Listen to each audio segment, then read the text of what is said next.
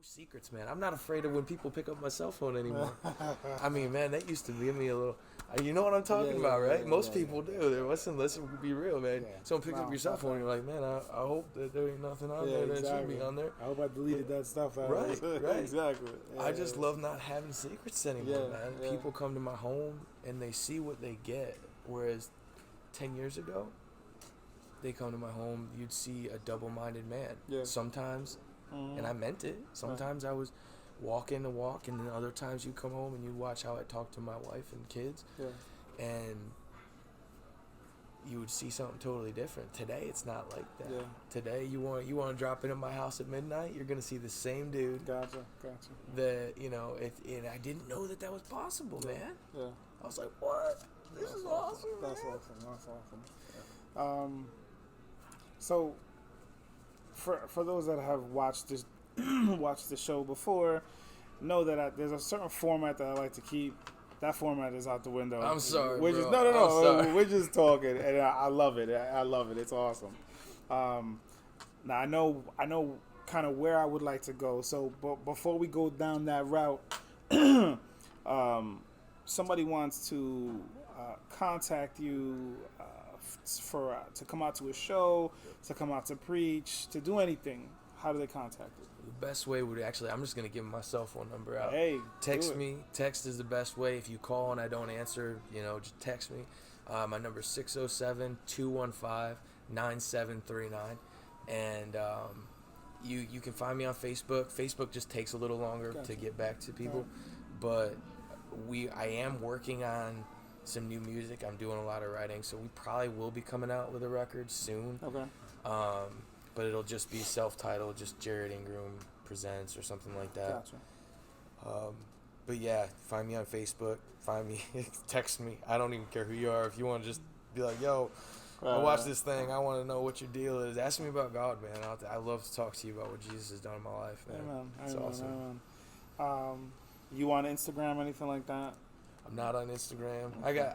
Dude, I idolized myself, man. I was such a prideful jerk. Not to bust on anybody else, but man, I was just so full of myself. So eventually I'll probably have that stuff. But Facebook, for right now, Facebook. Facebook will work. Facebook.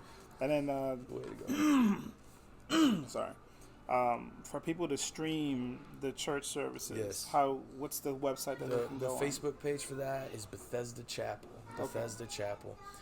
You can also, if you hit me up on Facebook, it's all on my feed as well. Gotcha. So Okay.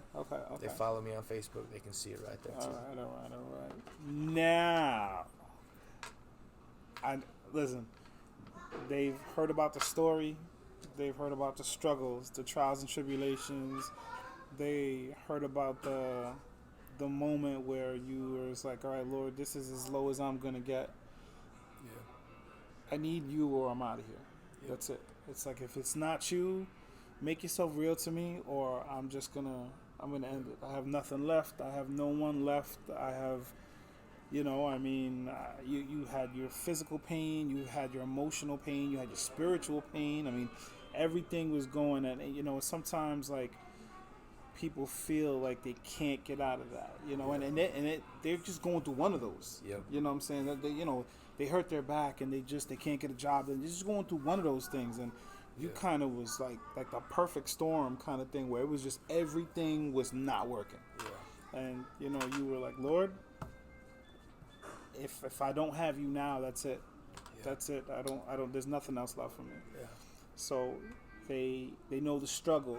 They know the on the way out, the come up, the moments where God was able to use you in places that a lot of people are afraid to go to.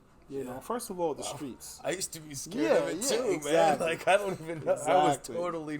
I was not the guy. God gave you the strength, the courage, the words, because you could go. We could all go to a bar right now. That's great. We could go in there, but you gotta have the words. You gotta have that anointing. You gotta be ready. But He was able to bring you into places where, people don't go. And you were talking about, that the church has become a place where, okay, you got to come to us. We'll give you everything spiritual that you need. You have to come here. And I don't know, when Jesus was here, did he have a church? No, Did he man. have 4 walls? You know what I'm saying? No, So no, man. There was a he party. went out, Party was going on wherever he was. Everywhere that he Wherever went. he puts his feet.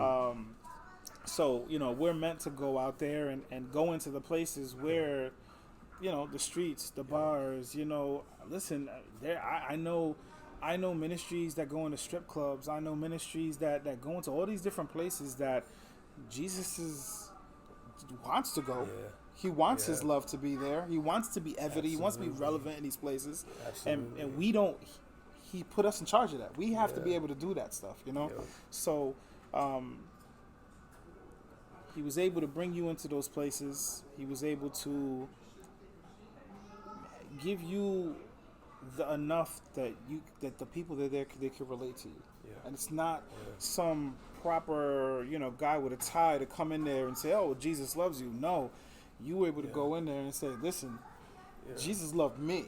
Yeah. Look at me right now. Yeah. Look at me. Here's my story. He loved me throughout all that. He loved me. Yeah. He can love you too." You know what I'm saying? Like, people don't get that stuff. They don't know about that stuff. Right. There's not enough of people like us going out there and saying that. Right. Listen, before he loved you, he loved me. He loved all this, the tattoos and the piercings and the this and the that and the grunge look or the hip hop look or whatever it is. God loved me. He loves me. He takes me as I am. He'll take you as you are. So, going into the bars and the homeless shelters and all that kind of stuff, was it a different, like you talked about doing shows before, right? But was it a different type of high? It was, it probably was. Like, it's a different environment. It tested my courage is what it did. Because it's a different environment than, like, you go to a church, man, people, or a conference, or someone's putting on an event, but it's hosted by a church. Right. And say they might be inviting people into it, so you might have a lot of people there. Demographic might be broad, but they're all expecting, the people that are putting it on are expecting something from you. Right. They have expectations. When you go into, like, a bar or something, it's like entertainment. What's this kid doing? Right. You know what I mean? So you get up, but the beautiful thing of that is it's such an opportunity, because I had nothing to lose at that point in my life. So I'd get up there, man, and I'd sing like it was the last song I was ever going to sing in my life, because I didn't know if I was ever going to do it again. Yeah. And so you go up and you just bleed. I would say this before I get on stage. I would say, just bleed in front of him, and I feel like God was telling me that, just bleed in front of him, Jared. Just bleed your heart out, because I'm gonna pour through. Because the only way that you are still alive is because I love you, and all you have to do is bleed, and people are gonna see right through those scars, right through those wounds, and they're gonna see something that keeps you alive that's bigger than you. They see it in your eyes. Like, I know you see it, right? We're sitting next to each other talking. You see him just pouring through. I see him in you.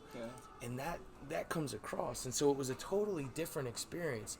The courage has to come in, though, when they come up and they're like, "So why?" Yeah. And you gotta be like, "Let me tell you, man. Let me tell you That's a good part, about your creator, because he's gonna change your life if you let him." Right. That's that one-on-one. Because when you go up there and you're singing or you're preaching, it's a general, it's a broad. Exactly. It's you're just kind of throwing it out there. But when that person comes up to you and, like you said, why? Okay, now let me tell you, specifically you, about my Jesus. So, yes, it's awesome, man. It's awesome. And they know. Everybody knows they're called to something great. I hate the idea. Like, they used to say, I have a God-shaped hole in my heart. And I used to kind of think that way, but it's not that way. It's reversed. It's that God has this big picture, and we're a piece of that. Yeah. All of us belong in that picture. Exactly. Not a piece of God in us. We are the piece in His beautiful plan. Master plan. And so what happens is, when we switch it, everything changes. When you switch the mentality, it's not like you're looking for just a little God in your life. Right. You surrender to him, and you're like, "Oh, I finally belong. I finally fit. Right. Oh, I finally have authority. Oh, my fear's gone away." And all of a sudden, like, people are like, everyone wants that. Everybody. Yeah. So it becomes easy. That's awesome. When you have that. It's like, whoa. Yeah. But the journey of getting there is that process, unfortunately, of pain a lot of times. I heard that, man. I heard that. I gotta stop preaching. It's all good. I know usually, we'll play a song or we'll do like a video that you've taken or something like that. But I mean, you guys see what we got here. So, and he's tuned it up already. We knew this was happening. So he's actually gonna play us out into the end of the show. But real quick, guys, thank you guys for stopping in. Jared, thank you so much, brother. For real, honestly, man, it's great to see you again, man. It's awesome. For you guys, you know the deal. Like, comment, share, subscribe. The more subscribers, the more people we can get, the bigger budgets, all that good stuff. You know the deal. Season 2. This is season 2 of In the Element. So excited. Again, thank you to True by Hilton for allowing us to come here. Thank you, Jared. That's really it, man. He's just gonna play out, and hope you enjoy the music. Thank you for stopping in. Peace.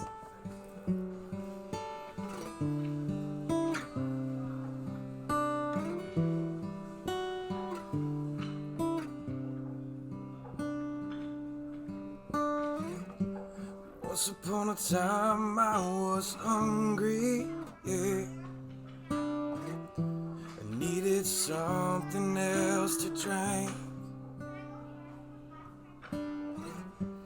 Once upon a time I was lonely, yeah. I didn't know how else to think. If you notice that I'm not around, just know that I'm finally found.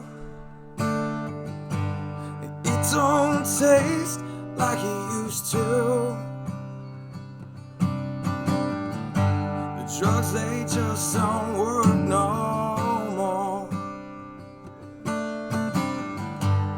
It don't taste like it used to, like it used to. When I'm done eating off the floor, it's not me anymore.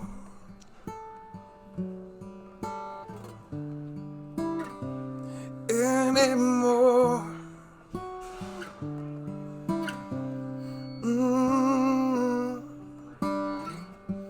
Once upon a time I met a savior, yeah. He took the nails out of my hands. Once upon a time I met a father, yeah. And he said, child, I already understand. So if you notice that I'm not around, just know that I'm finally found. 'Cause it don't taste like it used to, like it used to. The drugs, they just don't work no more. And it don't taste like it used to, like it used to. When I'm done eating off the floor, it's not me anymore.